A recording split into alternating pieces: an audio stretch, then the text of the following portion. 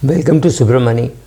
I'm going to talk about why doctors should not buy a house. Right?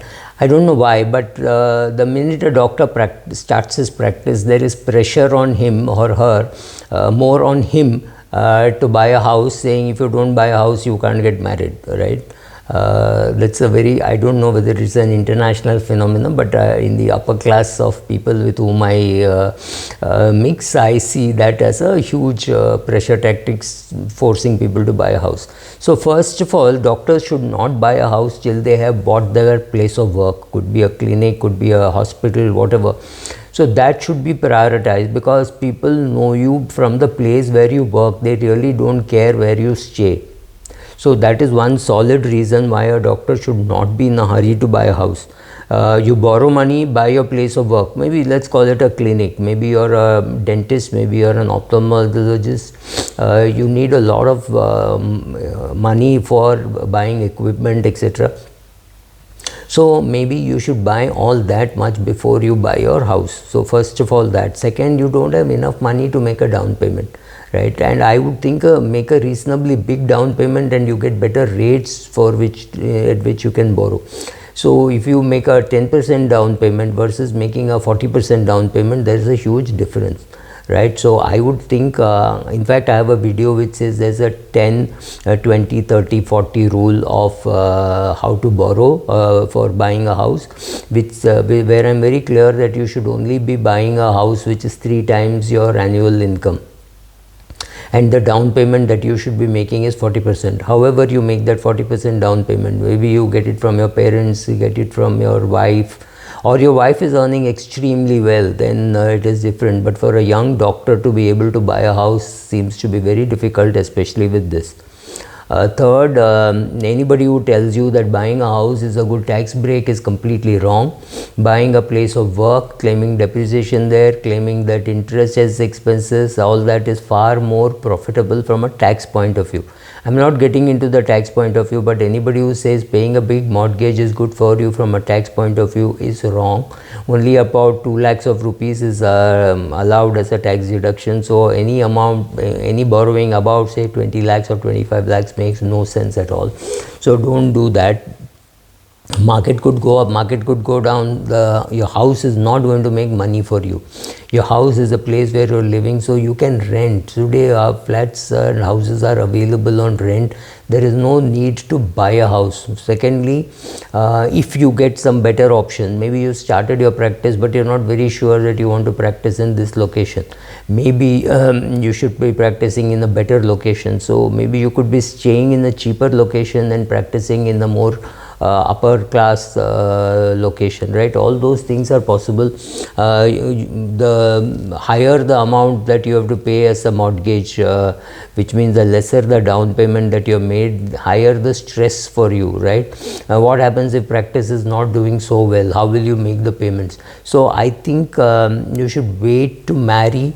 And if you marry a doctor, again you have 2 incomes. Or if you have married a person who is not a doctor, maybe she's a chartered accountant or MBA working in a company, that adds more stability. And so buying a house after you get married makes more sense than to buy it before. Of course, if somebody is funding, your dad is funding you or your mother is funding you, paying 50% down payment, etc., then it's a different matter. But just on your own, I wouldn't advise you to buy a house, especially with a big mortgage, and the banks are more than happy to give it to you because you're a doctor, right? Another reason why not to buy a house is when you don't have any income.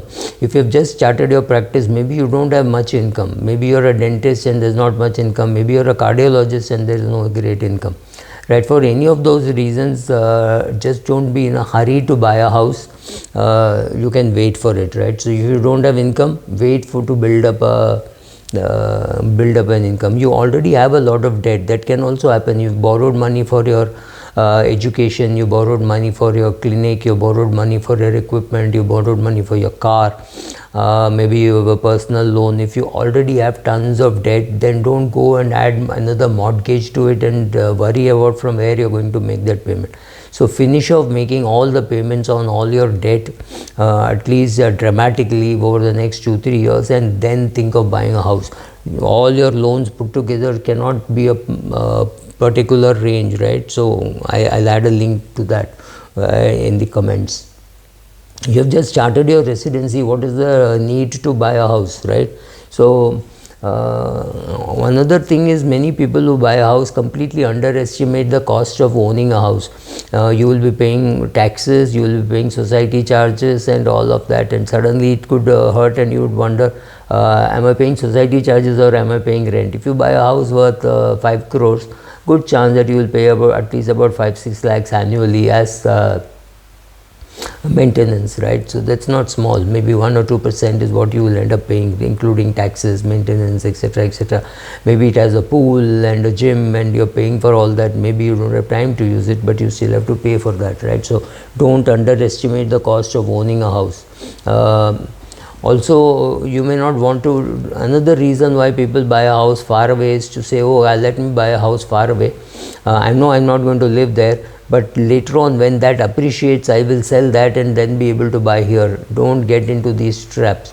Buy a house only if you want to live there. Don't buy a house as an investment. That as a strategy for tax used to be good long ago, not after all these tax amendments have happened. Maintaining a home costs time, effort and money. Of course, if you buy a new house, that may not be a problem, but if you buy an old house, you could have many of these problems, right? So, and also understand that it could almost be a 10% cost of closing the deal. If you're trying to sell off a house, the amount of money you pay to the brokers, the amount of money that you pay for closing it is not funny, right? So these, when you're buying, you would pay stamp duty, etc. Now when you're selling, you won't have to pay stamp duty, but the stamp duty that you paid is gone, right? Somebody else is going to get the benefit, not that you're going to recover all that in the cost. So be careful about that. You don't get a tax break for buying a house, that I told you. Even as a person who is renting a house, it is easier to budget your expenses because you know exactly how much you're going to pay. Here you only know the EMI, you have no clue how much is the maintenance that you're going to pay, right? So that's, I'm not saying that you should not be buying a house, but doctors' priority should be the place of work. So first of all, you should not necessarily try to stay in an expensive place. Stay in a cheap place, but practice in an expensive place, right? If your parents staying in Santa Cruz West, you're lucky. But if your parents are in Kalina, there is no reason why you should shift to Santa Cruz West. Yes, your practice should be in Santa Cruz, your practice should be in Bandra, maybe South Bombay. That is where the practice should be. It does not mean you have to stay there. So many people think that if I practice in one place, I have to stay in one place. No, it is cheaper to stay in a cheaper place and drive rather than stay in an expensive place and pay more rent or try to buy a house. Thank you.